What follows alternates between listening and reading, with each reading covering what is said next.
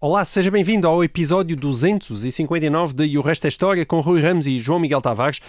Dentro de dias vão ocorrer eleições legislativas em França e o tema do momento, como se sabe, é a ascensão da direita radical e a possibilidade de, em 2027, Marine Le Pen conseguir ser eleita Presidente da República Francesa, algo que até há não muitos anos parecia impensável. A história desta direita radical em França confunde-se com a história da família Le Pen, que já atravessa 3 gerações, desde que o patriarca Jean-Marie Le Pen fundou a Frente Nacional em 1972. Em 2018, por iniciativa da sua filha Marine, o partido passou a chamar-se Rassemblement National, ou seja, Reagrupamento Nacional. Mas, enfim, é herdeiro da Frente Nacional. Rui, hoje em dia a direita e o seu extremismo anda nas bocas do mundo, mas de facto pouca gente conhece a história dos partidos que a compõem. E eu proponho que olhemos para o tema a propósito das eleições, que são legislativas, do próximo domingo em França. Quais são as origens do atual Rassemblement National e como se explica esta tendência quase aristocrata da família Le Pen em tempos de democracia, com o avô Jean-Marie, a filha Marine e também já a neta Marion, que é sobrinha de Marine, como grandes promotores e incentivadores desta direita radical francesa. De onde é que vêm estas pessoas e esta tradição? A chamada direita radical vem de onde vieram todas as outras tradições políticas francesas, isto é, da história de França, e temos que começar... E da Revolução Francesa. Exato, temos que começar pelo princípio. No fim do século XVIII há uma revolução em França, os revolucionários pretendem mudar tudo, pretendem mudar o regime político, passar da monarquia, de uma monarquia absoluta para uma república supostamente democrática, mudar a religião, passando do cristianismo para aquilo que é o culto da razão, mudar a sociedade, por exemplo, acabar com as antigas distinções nobiliárquicas. Mudar os relógios? Mudar o calendário. Mudaram o calendário, os relógios não, mas o calendário mudaram. Este projeto radical, que por vezes é um projeto violento, nós esquecemos às vezes da extrema violência da Revolução, devido à França, há quem esteja com a Revolução, há quem esteja contra a Revolução. Aqueles que estão contra a Revolução defendendo aquilo que lhes parece uma ordem tradicional, que eles associam uma ordem natural, e essa divisão faz surgir, entre outras coisas, uma divisão que nos é muito familiar, que é a divisão entre direita e esquerda. É então que começa. E que depois se tornou a maneira de interpretar a política moderna em quase todos os países. Isto é uma direita e há uma esquerda. Bem, começou aqui neste momento e, portanto, começam as tradições políticas em França e, enfim, e até mesmo no resto da Europa começam neste momento. Esta divisão política tem uma geografia, e isto é muito importante, tem uma geografia que desde o século XIX, em eleições com sufrágio universal, separa as regiões de alta prática católica do norte de França das regiões de baixa prática católica do sul, e as primeiras, as do norte, são as regiões da direita e as do sul são as regiões da esquerda. O que é que isto quer dizer? Isto quer dizer que esta divisão política, portanto, que foi precipitada por um acontecimento, a Revolução Francesa, acabou por ficar enraizada na cultura e na sociedade em França. Isto é, já não é só uma questão daquilo que os políticos dizem, aquilo que corresponde a atitudes, à maneira como as pessoas adotam determinados valores, tem a ver com aquilo que nós associamos mais facilmente é a prática religiosa, onde a prática religiosa católica é mais elevada. Há uma propensão para estar à direita e onde a prática católica é mais baixa à esquerda. A mesma coisa em Portugal. Sim, isso é surpreendente. Norte-Sul também mas em Portugal. Nós achamos isso, evidentemente, sabemos que isso acontece em Portugal, sabemos que isso acontece, sei lá, por exemplo, em Itália, mas quer dizer que também, também acontece em França. E também acontece em França, portanto, uma divisão entre Norte e Sul. Aliás, não é apenas relativa à política e à prática católica, há toda uma série de outros sinais culturais e sociais que separam também o norte e o sul da França, desde logo a maneira de falar francês, a maneira de falar a língua, quer dizer, há uma maneira norte, outra a sul, por aí fora. E depois também há uma divisão que vamos falar mais à frente entre leste e oeste da França, que essa já é a mais específica talvez da França, mas que tem alguma importância, curiosamente, para perceber a Frente Nacional. Mas isso vamos lá à frente. Portanto, essa é a primeira ideia. Portanto, há uma divisão em França, uma divisão política em França, desde o fim do século XVIII, que se mantém ao longo do século XIX, ao longo do século XX, enraizada na cultura, na sociedade, e que corresponde a este confronto, para simplificar, é um confronto entre direita e esquerda, aqueles que estão com a Revolução, aqueles que estão contra a Revolução.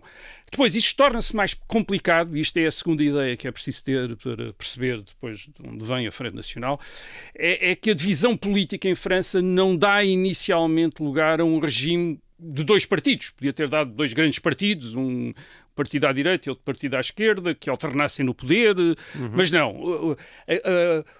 O primeiro resultado desta divisão política é mesmo aquilo que nós podemos chamar uma guerra civil. Isto é, os dois lados de políticos não têm nada em comum e afrontam-se violentamente. É essa a situação no fim do século XVIII, e aí abre espaço para o surgimento de uma outra corrente política, vamos dizer, de uma terceira corrente política, que é aquela que corresponde ao autoritarismo do general Bonaparte, que já falámos aqui várias vezes. Bonaparte toma o poder em 1799 e aquilo que Bonaparte faz é tentar colocar-se acima do aquilo que nós podemos chamar de direita e esquerda, isto é, revolucionários e contra-revolucionários. Coloca-se acima deles e tenta fundi-los sob uma ditadura pessoal. Isto é, ele próprio representa uma espécie de síntese entre os dois lados, e um árbitro, ele é um árbitro, um moderador entre os dois lados. Portanto, temos três grandes correntes políticas em França, ou três grandes famílias políticas em França, a partir do princípio do século XIX.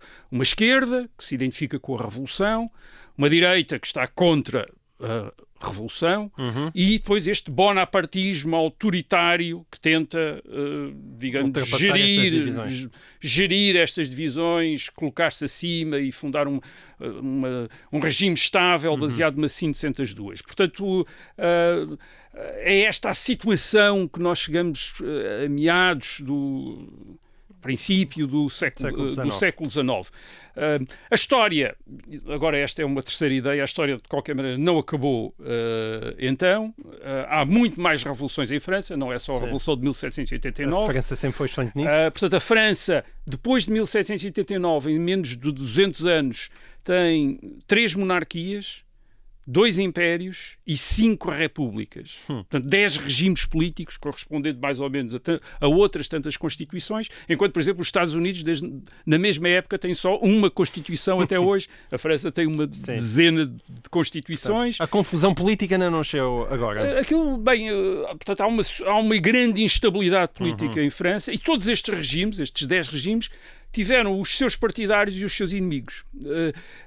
E, portanto, estas 3 correntes políticas que eu apontei no princípio do século XIX, depois dividem-se em muitas subcorrentes, porque nem todos... Quer dizer, há por vezes regimes que conseguem apoios em todas as correntes políticas, em parcelas de todas as correntes políticas. E, portanto, os partidos que em determinada altura existem não correspondem... Isto é, nós podemos filiá-los nestas 3 digamos, grandes famílias, mas de facto eles às vezes são compostos de pedaços das várias famílias, com gente que por vezes passa de um lado para o outro conforme o regime político. Portanto, a história é muito mais complexa, embora a sua base seja esta divisão que se vê na geografia, na cultura, na política, esta divisão original, há uma matriz original, digamos, que é esta divisão. Depois há uma desmultiplicação de partidos e de correntes políticas a partir de várias situações políticas. Portanto, mas agora vamos então, tendo isto presente, tendo esta complexidade presente, vamos então examinar estas origens da corrente da direita radical.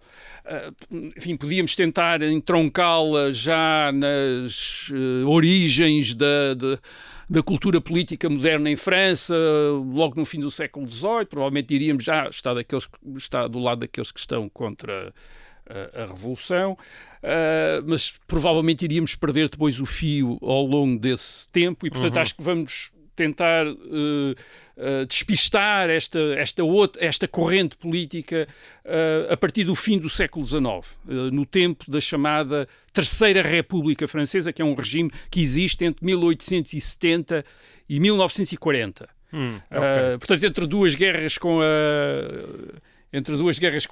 Prússia e depois com a Alemanha. Damos um salto para o final do século XIX.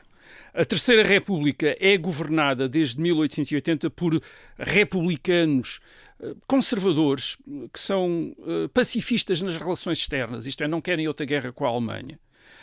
E são conciliadores na política interna, isto é, procuram entender-se com os católicos e com os monárquicos para estabilizar o regime, portanto não querem uns confrontos, não querem guerra civil em França.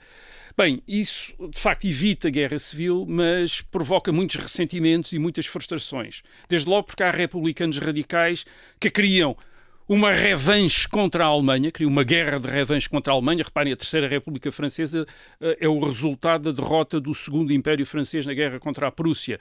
E a Prússia, a Alemanha, depois anexa duas províncias francesas, a Alsácia e a Lorena. Precisamente o que a Terceira República Francesa faz é não reconhece a anexação das províncias francesas, mas não quer uma nova guerra com a Alemanha. E há republicanos radicais, portanto, uma esquerda radical que quer uma guerra com a Alemanha. Diz, temos de fazer, isto é, o sentido da República é recuperar esses territórios. Por outro lado, estes republicanos radicais querem também uma laicização radical em França. E, portanto, não querem cá entendimentos com católicos e monárquicos. Querem uma espécie de guerra contra o catolicismo em França. E, portanto, estes radicais detestam a Terceira República Francesa. Portanto, eles detestam perfeitamente, acham que é uma traição, são tudo moderados, são traidores que estão à frente da República Francesa.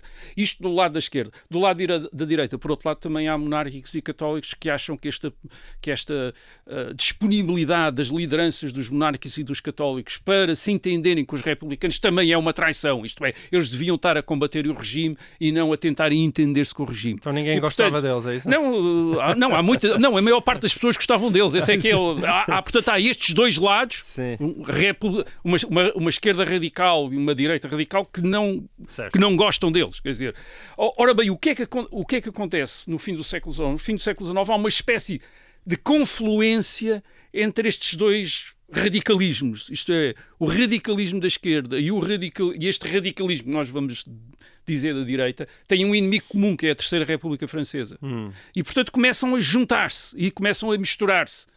Começam a aparecer misturados. Isto é, há vários movimentos, correntes de opinião, etc., em que de repente vemos misturados gente que vem, vamos dizer, da extrema-esquerda e gente que vem da extrema-direita e estão a escrever nos mesmos jornais, a dizer quase as mesmas coisas, e isso acaba por dar... E o que os unia era apenas o ódio à Terceira República? É o ódio à Terceira República. Ou mais alguma coisa? É o ódio à Terceira República, quer dizer, o ódio àquele regime burguês, que nos achavam burguês, aquele regime de pacifista, sem um regime em que o objetivo é sempre baixar a temperatura, quer dizer, atenção, meus amigos, não nos exaltemos demasiado, vamos para baixo, e há quem ache que aquilo é tudo uma mediocridade, corrupção, claro, e depois acusações de corrupção, de promiscuidade, corrupção, etc. E quando eles começam a aparecer, a partir da década de 1880, portanto, começam a aparecer misturados numa corrente que começa a ser associada à nação, ao nacionalismo. Quer dizer, portanto, este nacionalismo começa surge como uma espécie de síntese destas famílias que estão fora do regime, digamos assim, e que são ao mesmo tempo revolucionários, porque querem derrubar a República, uma República que eles acham burguesa, incapaz de defender a França, mas depois começam a conceber a revolução como uma revolução nacional, uma revolução de restauração das antigas tradições. E, portanto, são aquilo que os historiadores vão começar a chamar uma direita revolucionária, quer dizer, que é uma coisa contraditória nos seus termos, quer dizer, a direita não era revolucionária, precisamente a direita era contra a revolução. O que está a aparecer aqui é uma direita que é revolucionária, isto é uma direita que vem ao mesmo tempo, que chamamos de direita, mas que vem ao mesmo tempo da direita e da esquerda. Isto é, portanto, gente, entre os seus líderes e as suas referências, há pessoas que vêm são monarcas católicos, mas também há gente que é radicais extremistas de esquerda que estão agora neste movimento nacionalista, neste movimento de direita revolucionária. Um dos traços distintivos desta direita revolucionária no fim do século XIX é o antissemitismo. Eles veem nos judeus os representantes precisamente desta burguesia cosmopolita que domina a República Francesa, a Terceira República Francesa, e que estão... e como é uma burguesia cosmopolítica, são judeus, portanto não são bem franceses para eles, eles estão a descaracterizar ou a desnacionalizar a França. Portanto, reparem, isto é um antissemitismo que tem ao mesmo tempo raízes no catolicismo da direita, no sentido de que a França é uma nação católica, portanto aqueles que não são católicos não são bem franceses, sim, mas também tem origens no anticapitalismo da esquerda. Os judeus são os capitalistas, são os ricos, são os... E é uma burguesia internacional, são famílias internacionais, sim, que dominam as finanças globais. Portanto, é um antissemitismo de esquerda também muito esquerda. Os judeus apanham dos dois lados, do lado da direita por causa da religião, do lado da esquerda por causa do dinheiro. Do dinheiro, e portanto isto manifesta-se no famoso caso da Dreyfus de 1894, que talvez a gente fale aqui quando for... Nunca falámos, não é isso? Não falámos, mas podemos falar este ano. Podemos falar este ano, dezembro de 1894 faz um aniversário. Certo. Bem, esta direita revolucionária, eu estou a simplificar, obviamente, há várias correntes, há várias personalidades, nem todos correspondem a este padrão. Esta direita revolucionária tem a sua expressão máxima num movimento que é o movimento da Action Française, fundado em 1899 e dirigido por Charles Maurras. Maurras é uma figura fascinante, porque ao mesmo tempo ele não é católico nem é aristocrata, portanto não é uma pessoa religiosa, mas acha que se deve restaurar a monarquia e o catolicismo. E porquê? Porque Luís XIV, quer dizer, este monarca do século XVII, tinha conquistado uma parte da Alemanha e a República tinha perdido essa parte da Alemanha, essas duas províncias de Alsácia e Lorena, em 1870. Portanto, Maurras acha que esta antiga monarquia foi muito melhor a defender a França do que a República e, portanto, deve ser restaurada. Ele faz isto através daquilo que ele diz que é uma dedução racional, quer dizer, portanto, não há cá misticismo, nem identificações emocionais, nada, quer dizer, ele é um racionalista, é um clássico, ele é um grande escritor, é talvez, provavelmente, no princípio sobretudo na primeira metade do século XX, o grande escritor francês, quer dizer, e o grande jornalista francês, o grande colunista francês. Isto é, ele faz as crónicas dele a Action Française tem um jornal, um diário. As crónicas dele são talvez o máximo da crónica francesa, porque é ao mesmo tempo extraordinariamente brilhante, uma escrita clássica e depois este racionalismo. Portanto, ele aborda tudo friamente, quer dizer, ou tem essa ideia, quer dizer, não há cá decisões emocionais, vamos friamente examinar as questões. Portanto, ele faz uma escola, é muito importante. Portanto, ele acha que esta monarquia católica, mesmo para ele que não é monárquico nem católico, é importante porque representa uma espécie de uma ordem natural que deu a força à França, portanto, um Estado forte, mas ao mesmo tempo limitado pela sociedade, portanto, não intervém na sociedade, mas é forte para o exterior. E enquanto a República laicista é uma ilusão, é uma ordem artificial e tem um Estado fraco, mas ao mesmo tempo muito interventivo na sociedade. Portanto, é o pior dos dois mundos. Isto é um Estado fraco para o exterior e interventivo na sociedade interventivo na sociedade no exterior. E, portanto, Maurras acha que é uma... Nós estamos a falar da direita radical francesa, mas ainda estamos ali por volta de 1900 e pouco, com Charles Maurras. Mas vamos agora dar outro salto, 30 anos, saltar por cima da Primeira Guerra Mundial. A seguir, vamos para os anos 30. E nos anos 30, esta direita revolucionária, com a Action Française, com Charles Maurras, tem uma enorme influência intelectual em França.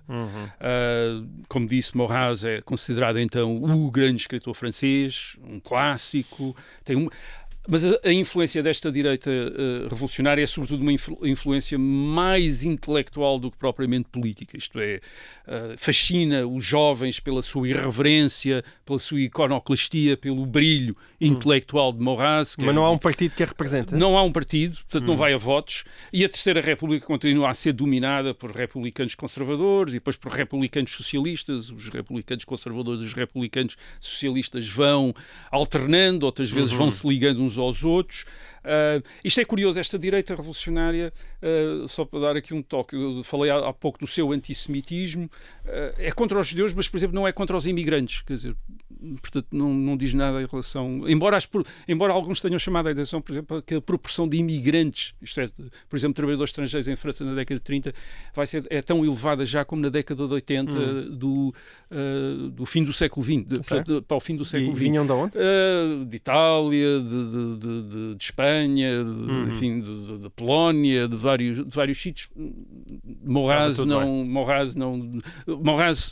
é os judeus, e para Morraz os judeus é de facto, mais do que uma raça, é este lobby, quer dizer, ele veio como um lobby, quer dizer, de milionários que têm esta influência. Sim. Bem, ao lado desta direita revolucionária francesa, propriamente, enfim, de origens francesas propriamente ditas, aparecem também em França, obviamente, nos anos 30, movimentos sugestionados pela Itália de Mussolini, pela Alemanha de Nazi, que isto é, fascistas, movimentos propriamente fascistas, a tentarem imitar estes regimes que têm sucesso na Alemanha e na Itália. Chegamos a 1940. Em 1940 a França é derrotada pela Alemanha nazi, é ocupada pela Alemanha nazi, estabelece na parte que não está ocupada um novo regime, o regime chamado de Vichy, com o Marshal Pétain à frente. E estes acontecimentos dividem profundamente esta direita revolucionária, esta direita nacionalista. Uma parte desta direita revolucionária é tentada pela oportunidade de fazer uma revolução nacional, isto é, de romper com a República em colaboração com a Alemanha, e sob a égide do Marshal Pétain, portanto, fazer finalmente uma revolução nacional, acabar com a Terceira República. Eles andavam a fazer propaganda há 40 ou 50 anos contra a Terceira República e nunca tinham abalado. Eis a República no chão. Em 1940 vamos colaborar, portanto, com os alemães, com Vichy, para fazer uma revolução nacional. Mas outros não. Há muitos que olham para a ocupação alemã não como uma ocupação da Alemanha nazi, mas uma ocupação da Alemanha. E a Alemanha tinha sido para Morraz sempre o grande inimigo, isto é, os judeus e a Alemanha.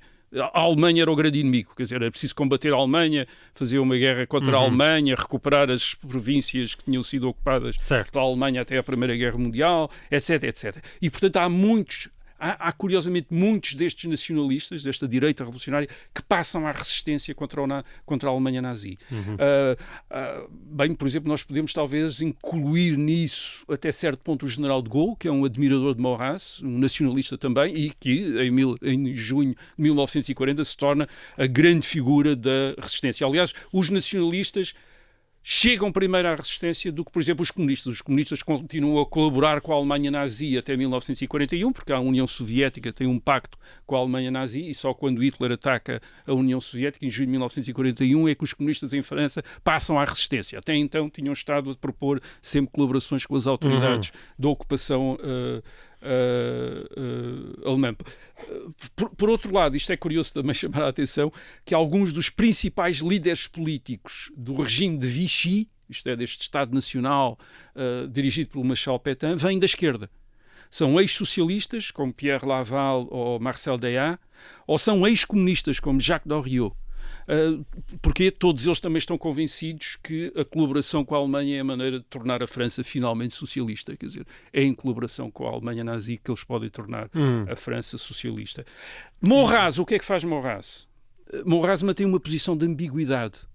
Isto é, por um lado, ele não se quer aproximar dos colaboradores porque a Alemanha é o inimigo, mas, por outro lado, ele também é tentado por aquilo que ele chama a divina surpresa, isto é, a queda da Terceira República. Certo. E, portanto, mantém ali uma ambiguidade que não evita que, em 1944-45, quando a França é libertada da ocupação, ele é condenado por colaboração com o inimigo, que ele rejeita. Aliás, no tribunal ele fica absolutamente exaltado, como é que era possível ele, o grande inimigo da Alemanha, ser condenado. Mas a verdade é que ele tinha estado, enfim, em contacto com gente à volta do Marshal Pétain, tinha admirado o Marshal Pétain e, portanto, é condenado, enfim, é condenado a uma pena de prisão perpétua, uma vez que não é condenado à morte em grande medida, tal como o Marshal Pétain, já por causa tinha uma da sua enorme idade. Ele morre em 1952. Por causa da idade e por causa do enorme prestígio, de facto, intelectual que ele tem. É um membro da Academia Francesa, é um grande escritor em França. Portanto,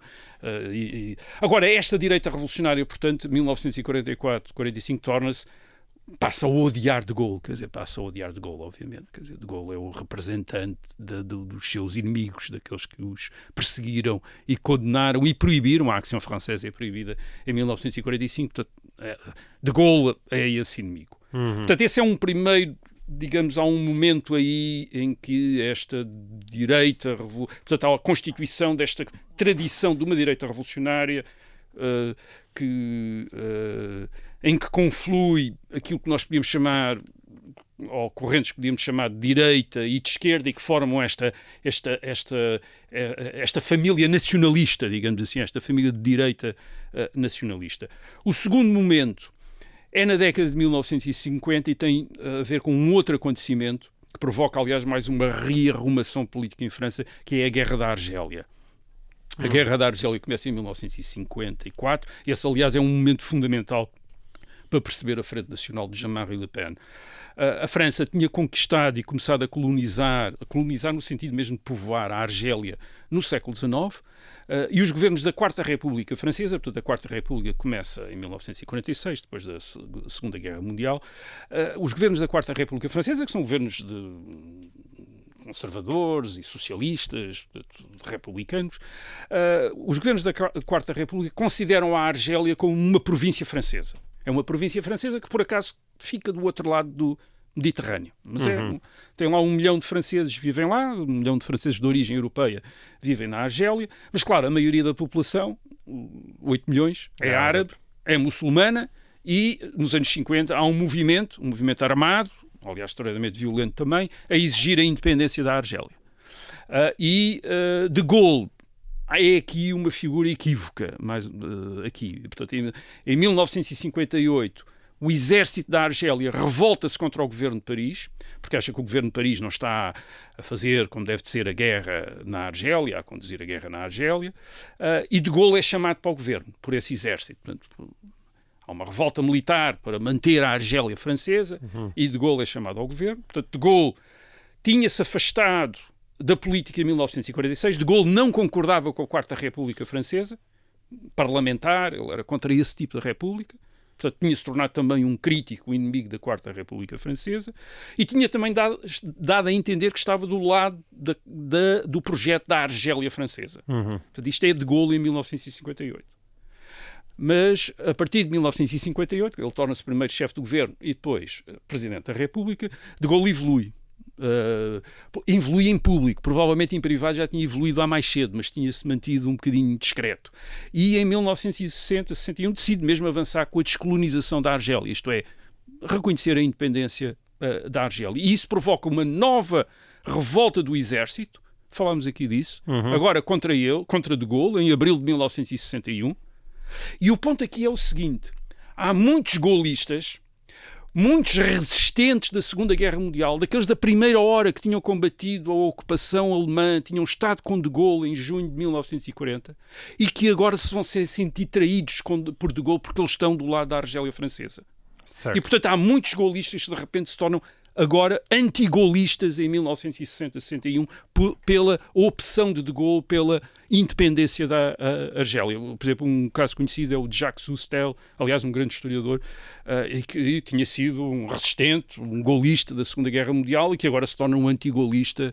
Porquê? Porque é um partidário da causa da Argélia francesa. Portanto, nos anos 1960, no princípio da década de 1960, contra o general de Gaulle e contra a sua Quinta República, que é o regime que de Gaulle instaura em França, à volta de um regime presidencialista, que é o que ainda existe, à volta do presidente, de Gaulle é o presidente, surge, portanto, esta direita antissistema, ou direitas antissistemas, vamos dizer no plural, talvez seja mais exato, que tem a antiga direita revolucionária da Action Française, que tinha sido proibida em 1945, tem de Gaulle como um inimigo, perseguiu-os.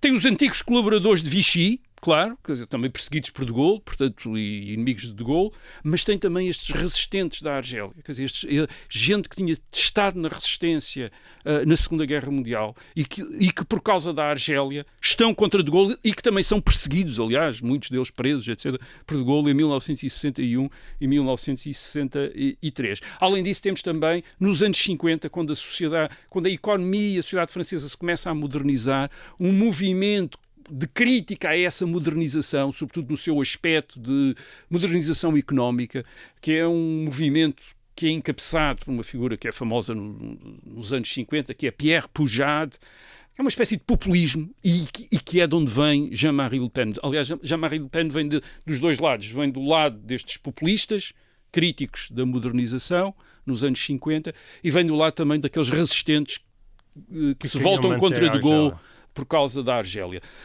O Jean-Marie Le Pen, em 1944, ainda muito jovem, tinha 16 anos, é um resistente contra a Alemanha nazi, portanto um combatente contra a Alemanha nazi, ele junta-se às forças da resistência para combater contra a Alemanha nazi. Nos anos 50 é um combatente na guerra na Argélia, é muito importante isso, é uma grande experiência para ele combater pela causa da Argélia. E é também um colaborador de Pierre Poujade, quer dizer, portanto ele também faz parte daqueles que querem defender a maneira tradicional dos franceses viverem contra a americanização da França, contra a importação das maneiras, enfim, do género das grandes superfícies comerciais, essas coisas todas. E da própria cultura, não é? Sim, cultura americana. Sim, e contra a própria cultura americana. E claro, em 1961 ele está contra De Gaulle, por causa da independência da Argélia, por causa da questão da independência da Argélia. Jean-Marie Le Pen, nos anos 60, começa logo a emergir. Ele tem uma figura notória, um indivíduo grande, que veste-se até de uma maneira vistosa, é um grande orador, portanto começa a chamar a atenção. E em 1900, portanto, está em várias iniciativas, em vários movimentos desta área de direita nacionalista anti-gaulista, e em 1972 ele funda a Frente Nacional, é um dos fundadores, aliás, da Frente Nacional. Ele é colocado à frente na Frente Nacional porque entre aqueles fundadores da Frente Nacional é o mais moderado, parece que é ser o mais moderado e, portanto, aquele que pode ter um apelo maior. Ele vai ser líder da Frente Nacional durante muitos anos, até 2011. E depois, claro, ele é uma figura que rapidamente se torna o grande emblema da Frente Nacional. Ele tem imenso jeito para provocar. Por exemplo, ele, apesar de ter afastado os neofascistas do partido, que, aliás, eles vão formar um outro partido, que é o Partido das Forças Novas, em 1974, Jean-Marie Le Pen continua a usar temas neofascistas, como, por exemplo, a diminuição do Holocausto, que ele faz. A diminuição ou a negação? Diminuição. Ele diz que não é negação bem, é a diminuição, a dizer que não tem tanta importância como isso, quer dizer, dá a entender isso, quer dizer, que é um detalhe na Segunda Guerra Mundial, como ele diz. E ele faz isso de uma maneira um bocadinho calculada para fazer manchetes e abrir noticiários de televisão e pôr toda a gente a gritar contra ele, quer dizer que é publicidade gratuita, quer dizer, é nitidamente uma maneira muito fria, muito cínica de fazer pessoas como Trump política. Ou o próprio André Ventura não inventaram nada. Já se sentia isso aqui, essa capacidade. Pierre Poujade fazia... Não, isto vem da antiguidade romana, quer dizer, isto é coisas... os gregos e os romanos já tinham um nome para isto, os demagogos, quer dizer, portanto, sabia-se fazer política desta maneira, quer dizer, agarrar em temas que se sabe que provocam uma grande reação e explorá-los para dar nome, quer dizer, para sobressair, quer dizer, a ideia é, não, bem, eu sou um político, estou aqui entre uns milhares de políticos, todos querem destaque, como é que eu vou obter destaque? Obviamente dizendo a mesma coisa que os outros dizem, enfim, posso dizê-lo da melhor maneira, uma maneira melhor, mais elaborada, etc, mas isso provavelmente não me vai levar longe. Se eu disser qualquer coisa que põe toda a gente a gritar, como é que ele foi capaz de dizer isso?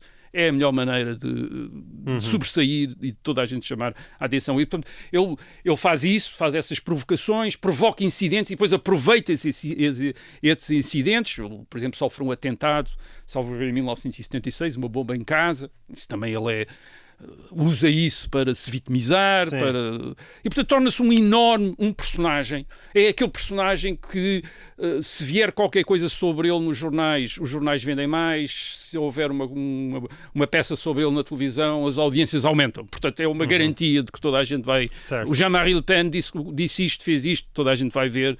aquilo que os outros dizem e fazem, por mais meritório que seja, ninguém quer saber. Portanto, o que ele faz...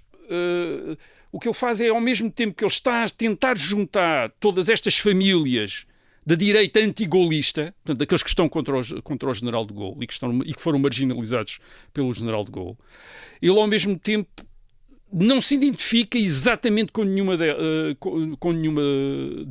delas. Portanto, ele não tem nada do racionalismo tradicionalista do Maurras, é um populista.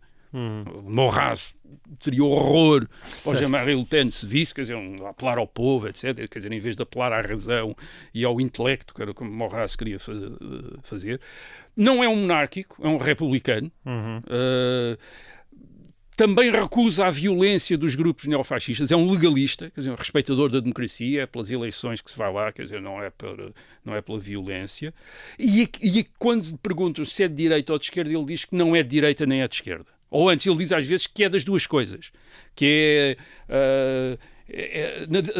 nos anos 70, portanto, ele dizia que na economia está à direita, porque é muito liberal na economia, nessa altura, porque já vamos ver que depois ele evolui imenso, em termos sociais é de esquerda, sente-se de esquerda, porque quer proteção social, Estado Social, etc. Portanto, ele tenta dizer são as duas coisas, mas obviamente a corrente que ele personifica é cada vez mais personalizada nele. Isto é, cada vez mais o que é a Frente Nacional, o que é esta direita radical, é Jean-Marie Le Pen e aquilo que Jean-Marie Le Pen diz, e uma vez ele diz uma coisa, outras vezes diz outra, e tudo é direita radical, mesmo quando ele acaba de começar a dizer o contrário. Por exemplo, ele também é capaz, ele próprio, de usar as acusações que lhe fazem em relação aos seus rivais. Por exemplo, em 1999 há uma decisão na Frente Nacional e ele não tem problemas absolutamente nenhuns em chamar aqueles que saíram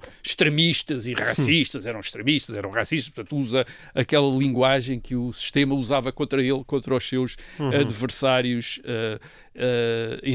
internos.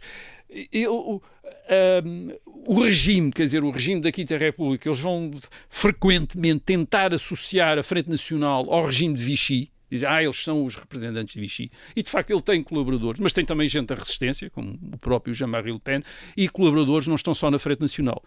O Partido Socialista em França é dirigido nos anos 70, nos anos 80, nos anos 90, por François Mitterrand. Ora, François Mitterrand tinha sido um militante fascista nos anos 1930 e um colaborador de Vichy nos anos 40. Ele tinha-se mantido discreto a esse respeito. Na esquerda também ninguém tinha nunca feito perguntas, toda a gente tinha estado calada. Só em 1995, quando Mitterrand se sente que está a morrer, resolve revelar tudo. E revela e diz que conta a sua história, quer dizer, da sua militância fascista, e depois, anos depois, quando a sua biblioteca é catalogada, a França descobre com horror que o grande líder da esquerda francesa só lia autores de extrema-direita, que eram os únicos que lhe interessavam aparentemente, e eram os únicos que ele tinha. Quer dizer, enfim, provavelmente o líder de extrema-direita como mais bem-sucedido na Europa no século XX. Agora, qual é a lógica disto? Isto é, porque é que Mitterrand, alguma lógica, alguma coerência no percurso de Mitterrand? Ele esteve sempre contra de Gaulle. Quando está do lado de Vichy está contra de Gaulle, ainda depois com a Quinta República também está contra de Gaulle. Portanto, ele está sempre contra de Gaulle.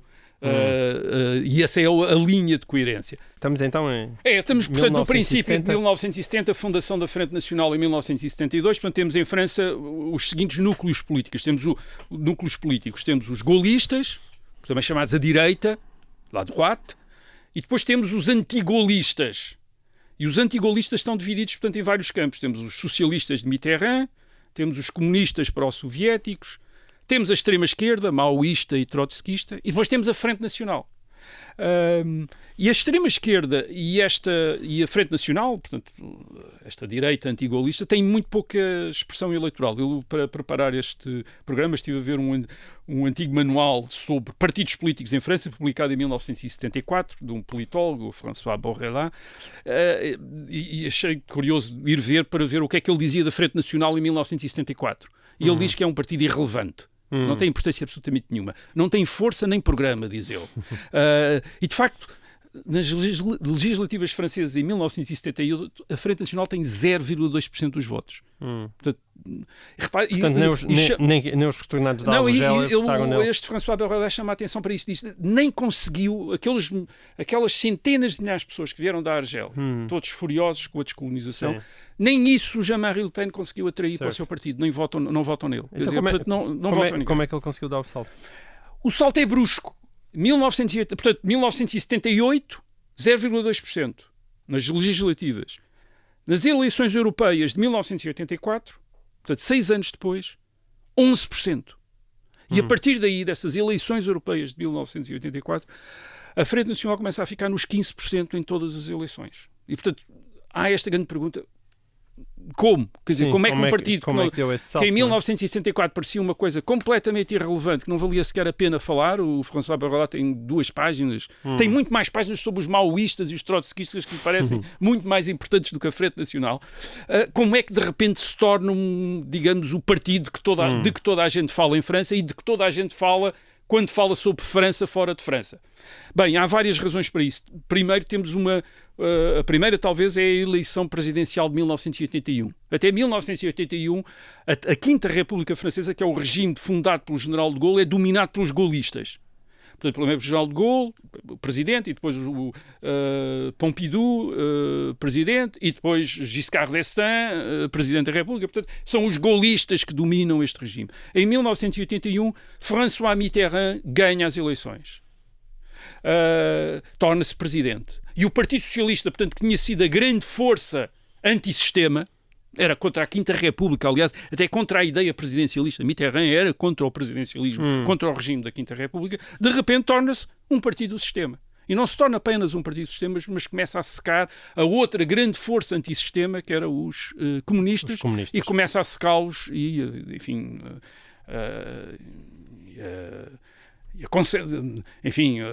a ficar com os votos e com a importância.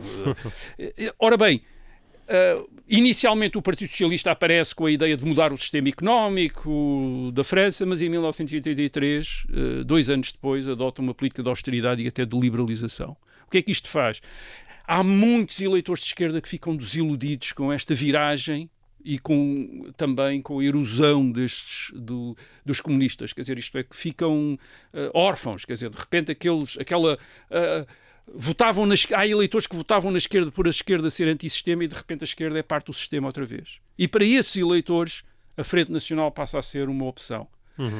Porque a Frente Nacional, aparentemente, a Frente Nacional é também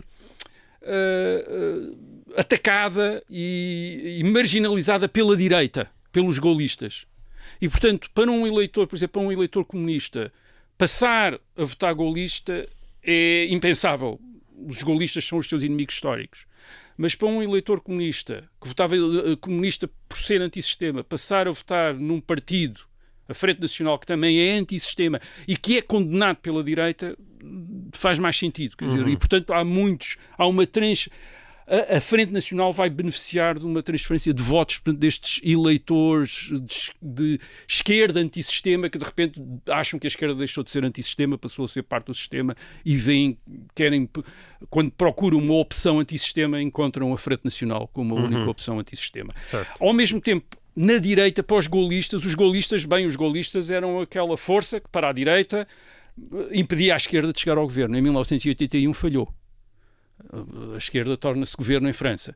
E pior, em 1986, a direita gaulista aceita um regime de coabitação com os socialistas. Isto é, o François Mitterrand é presidente e o governo, presidido por Jacques Chirac, é gaulista. Portanto, é a chamada coabitação, que era uma coisa, aliás, que nem estava prevista na Quinta República Francesa. E, portanto, para muitos eleitores de direita, isto também é uma traição. Quer dizer, esta direita que devia estar a combater a esquerda agora está em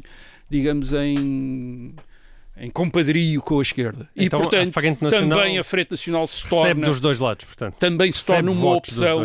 também se torna uma opção para para esses eleitores. E depois, claro, há uma tese também, que é uma outra tese que explica isto, que é a tese conspirativa de que o François Mitterrand teria alimentado a Frente Nacional ainda hoje em dia para ouve, não é? dividir a direita. E, de facto, a única coisa que Mitterrand faz é que Jean-Marie Le Pen escreve uma carta em 1982 a protestar por estar a ser excluído da televisão, não aparecer na televisão, e François Mitterrand diz, de facto, ele tem razão, está a ser excluído, portanto vamos... E diz, enfim, dá uma espécie de indicação às televisões, deixem-no excluir, quer dizer, deixem-no falar, deixem-no ver como é, quer dizer, e portanto...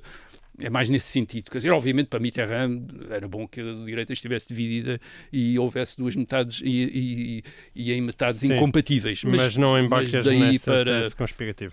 É aquela gente que julga que a política é feita por uns homens índios verdes que por detrás, nos bastidores, estão a controlar tudo. Enfim, oxalá fosse, não é uma coisa mais caótica do que isso. Bem, há outras razões. Há as causas que a Frente Nacional adota. Quer dizer, há, por exemplo, a integração europeia intensifica-se a partir da unificação alemã, com o Tratado de Maastricht de 1992 e a moeda única, e como gaullistas e socialistas são pela integração europeia, Jean-Marie Le Pen torna-se a grande figura do chamado soberanismo, quer dizer, isto é da contestação à Europa. Isto é curioso porque ele em 1972 era pró-europeu, era o europeísta. Certo. Na década de 90 percebeu que havia ali uma mina eleitoral a explorar e, portanto, torna-se anti-europeísta. Tu achas que ele é essencialmente um oportunista e, portanto, não... Como todos os políticos, quer dizer, isto não é diferente. Há uns que têm mais convicções do que os outros. Não é mais convicções do que os outros, estão mais constrangidos do que outros. Isto é, alguém que está nestas grandes famílias gaulista e socialista está mais constrangido pela tradição política do que quem está numa margem em que basicamente pode personalizar o que quiser. Está a ser atacado por toda a gente, pode dizer uma coisa hoje, dizer outra coisa amanhã, ninguém se vai separar dele por causa disso, por ele ter mudado portanto tem mais margem de manobra do que outros. E depois também, obviamente, a contestação, sobretudo no princípio do século XXI, à globalização, à desindustrialização e depois à imigração. Enfim, isso também tem a ver com a mudança da imigração, uma imigração que nos anos 60 era uma imigração vinda dos países do sul da Europa e, portanto, que não causava grandes reações em França, para uma imigração que a partir da década de 70 e sobretudo a partir da década de 80 se torna uma migração do norte da África, uma migração árabe e muçulmana e que provoca mais reações, e Jean-Marie Le Pen, portanto, põe-se à frente. Ele, curiosamente, um partidário da Argélia francesa, que em 1958 queria 8 milhões de argelinos como cidadãos franceses e achava que eles eram franceses. Agora, quando esses argelinos se mudam para a França, muda de ideias. Portanto, Jean-Marie Le Pen começa a surgir como uma grande força alternativa ao sistema da Quinta República, portanto um sistema dominado agora por gaullistas e por socialistas, e isso, claro, também é acentuado pela política de exclusão que gaullistas e socialistas têm para com a Frente Nacional. Aliás, os gaullistas só em 1988 é que adotam esta política de exclusão em relação à Frente Nacional. Antes disso faziam alianças com a Frente Nacional, muitas alianças com a Frente Nacional a nível local. É a partir de 1988, portanto é também quando a Frente Nacional começa a crescer que os gaullistas se tornam inimigos da Frente Nacional, começam a tratá-los como representantes de Vichy e depois, utilizando o sistema francês de eleições em duas voltas, temos aquela coisa bizarra que é, por exemplo, em 1993 a Frente Nacional tem 12,7% dos votos nas eleições legislativas e não consegue eleger um único deputado. Porquê? Porque gaullistas e socialistas na segunda volta votam uns nos outros para impedir a eleição de deputados da Frente Nacional. E claro, este boicote marca Jean-Marie Le Pen e a Frente Nacional como uma grande alternativa ao regime, portanto, quem está descontente é em Jean-Marie Le Pen que vota, e também e facilita, obviamente, até uma migração dos votos, por exemplo, do voto comunista para a Frente Nacional, como dissemos atrás. E em 2002, Jean-Marie Le Pen consegue aquele grande feito, que é passar à segunda volta contra Jacques Chirac, torna-se o grande fantasma da política francesa e a partir daí a Frente Nacional começa derrotado. Mas depois surge a filha Marine, não é? Mas a Marine acaba por entrar também em conflitos com o próprio pai. Sim, não é? ela expulsou o pai da Frente Nacional em 2015. Marine faz várias coisas ao partido, portanto ela sucede ao pai em 2011-2012.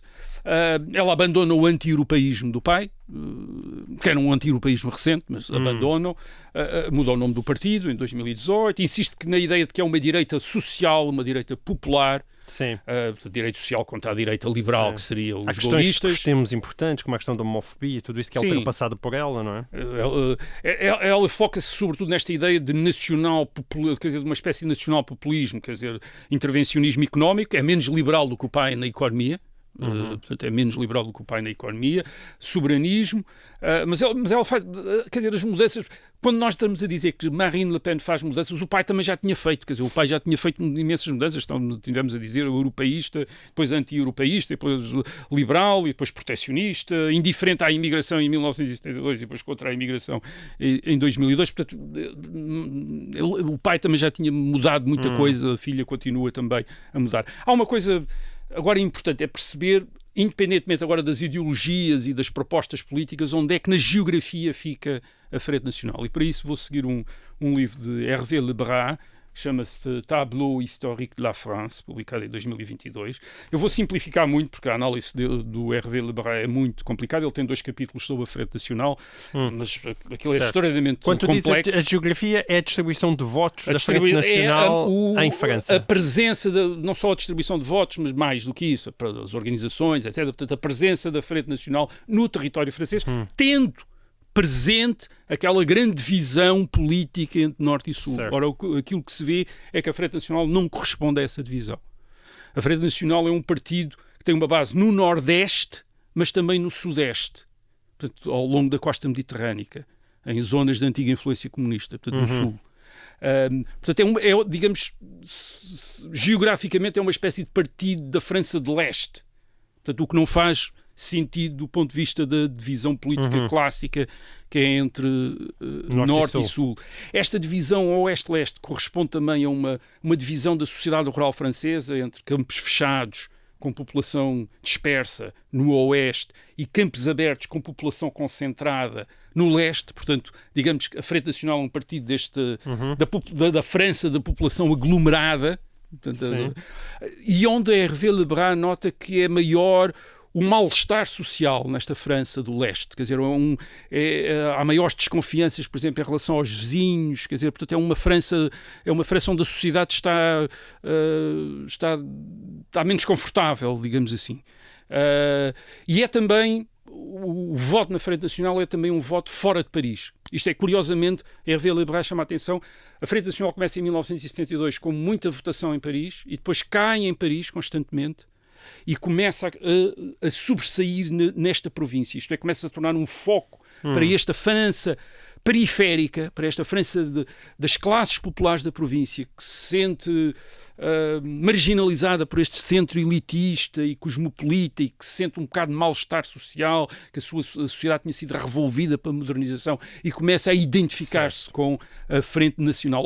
Isto o que é que quer dizer? Quer dizer que esta direita radical, nós podemos fazer uma história desta direita radical, como nós começamos aqui a fazer, em termos de tradição intelectual, portanto, associada à contestação da Revolução de 1789, àqueles momentos do fim do século, a contestação da Terceira República Francesa, a contestação do gaullismo. Quer dizer, podemos fazer encontrar essas figuras, mas há depois uma outra história, portanto, essas origens ideológicas, digamos assim, históricas, mas há esta questão deste enraizamento geográfico e social que tem uma história mais recente e que talvez provavelmente é mais importante para perceber o que a Frente Nacional é hoje. Quer dizer, que tem mais a ver com este mal-estar social do que propriamente com a história ideológica. Isto é, uma questão da adesão ideológica dos seus eleitores. Portanto, não é as pessoas, não é os franceses do leste, portanto, estes franceses do leste de França, de repente foram todos ler o Maurras e ficaram todos convencidos e foram votar na Frente Nacional. Não, na maior parte deles não deve saber quem é hoje em dia, quem é que foi o Maurras e a direita revolucionária do fim do século XIX, mas sabe que não se sente bem e que há um partido que está contra eles todos e é nesse partido que eles vão votar. Portanto, a história da Frente Nacional pode ser contada destas duas maneiras, uma maneira histórica, ideológica, vendo as correntes. Tem alguma influência, porque muitos dos protagonistas vieram, de facto, desses momentos, mas também depois tem esta outra história, que é uma história social recente da França, dos últimos 40 anos, e que provavelmente explica mais da Frente Nacional do que propriamente as suas origens ideológicas. Certíssimo. Bom, e assim termina esta edição edição de O Resto é História. Nós voltamos para a semana. Até lá.